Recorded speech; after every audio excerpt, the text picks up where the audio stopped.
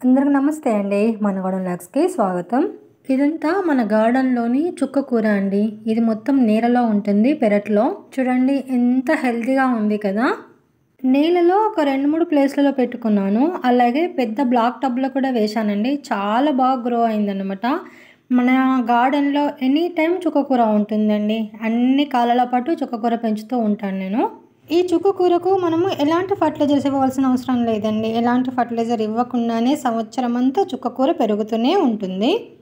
నేను వారానికి 2 సార్లు హార్వెస్ట్ చేస్తానండి. అయినా సరే ఫాస్ట్‌గా గ్రో అవుతూనే ఉంటుందన్నమాట. అంత సింపుల్ అండ్ ఈజీ గ్రో. ఈ చుక్క కూరను మనము ఎప్పటికప్పుడు ఇలా హార్వెస్ట్ చేస్తూనే ఉండాలండి. అప్పుడే మొక్క చాలా హెల్తీగా పెరుగుతుంది. ఫాస్ట్ గ్రో అవుతుందన్నమాట. ఒక చుక్క కూరనే కాదండి. ఎలాంటి ఆకుకూరలైనా సరే మనం ఎంత హార్వెస్ట్ చేస్తూ ఉంటే అంత గ్రో అవుతూనే ఉంటుంది. వర్షం పడుతుందండి. నేను వర్షంలోనే హార్వెస్ట్ చేస్తున్నాను. వారం రోజులు అవుతుందండి నేను చుక్క కూర హార్వెస్ట్ చేయక. మనం అలాగే వదిలేస్తే పూత స్టార్ట్ అయిపోతుందన్నమాట. మనకు సీడ్స్ తయారైపోతాయి. అప్పుడు మనకు ఆకుకూర అనేది ఎదగదు కాబట్టి మనకు సీడ్స్ అవసరం లేదు కాబట్టి ఆకుకూరను ఎప్పటికప్పుడు హార్వెస్ట్ చేస్తూనే ఉండాలి. అందుకనే హార్వెస్ట్ చేస్తున్నాను.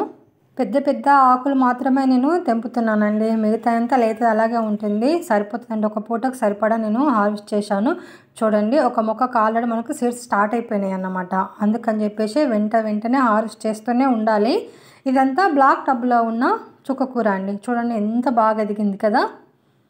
ఇందులో నుంచి కూడా మనం పెద్ద పెద్ద ఆకుల్ని మాత్రమే హార్వెస్ట్ చేసుకుందామండి. ఎందుకంటే పూత స్టార్ట్ అవుతుంది కాబట్టి. అంతే చుక్క కూరను ఇలాగే పెంచాలండి. చుక్క కూరని ఎంత హార్వెస్ట్ చేస్తూ ఉంటే మనకంతా హెల్తీగా గ్రో అవుతూనే ఉంటుంది. ఇంతే సింపుల్ మెయింటెనెన్స్ అండి. ఇంతకన్నా పెద్ద మెయింటెనెన్స్ అవసరం లేదు. చుక్క కూరను ఎలా పెంచాలి అనేది సీడ్ నుంచి హార్వెస్ట్ వరకు ఫుల్ వీడియో చేశానండి. ఆ వీడియో డిస్క్రిప్షన్లో లింక్ ఇస్తాను. ఒకసారి చూడండి. జీరో మెయింటెనెన్స్ అండి. ఎలాంటి ఫర్టిలైజర్స్ వాడకుండానే చుక్క కూరను సీడ్ నుంచి హార్వెస్ట్ వరకు ఎలా పెంచాలో ఆ వీడియోలో చూపించాను. ఒక పూటకు సరిపడా మాత్రమే నేను హార్వెస్ట్ చేసుకున్నానండి. హార్వెస్ట్ చేస్తే ఇంకా కూడా వస్తుంది. బట్ మనము ఆకుకూరలు ఎప్పుడైనా ఫ్రెష్గా తింటేనే వాటి బెనిఫిట్స్ ఎక్కువగా పొందుతాం. ఇదంతా నీళ్ళలో ఉన్న చుక్క కూర అండి. ఫుల్ కంటిన్యూ వర్షాలు పడడం వల్ల నేను పెరట్లోకి రాలేకపోయాను. సో అంతలోపే మనకు సీడ్స్ మొత్తం రెడీ అయిపోయినాయి అన్నమాట. అన్నీ తీసేశాను.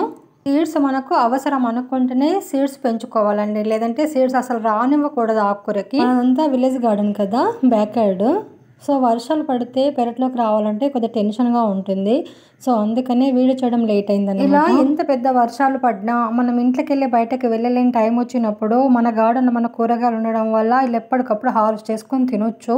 కొన్ని అయినా మన ఇంటికి కావాల్సిన కూరగాయలు ఇంట్లో పెంచడానికి ట్రై చేయండి. ఇదండి ఈరోజు మన వీడియో అయితే మీకు నచ్చిందని అనుకుంటున్నాను. నచ్చితే మాత్రం లైక్ చేయండి, షేర్ చేయండి, మన ఛానల్ సబ్స్క్రైబ్ చేసుకోండి, సపోర్ట్ చేయండి. అలాగే ఇలాంటి మంచి మంచి వీడియోల కోసం village organic gardening ideas tips కోసం మన ఛానల్ ఫాలో అవ్వండి. Thank for watching. Happy gardening.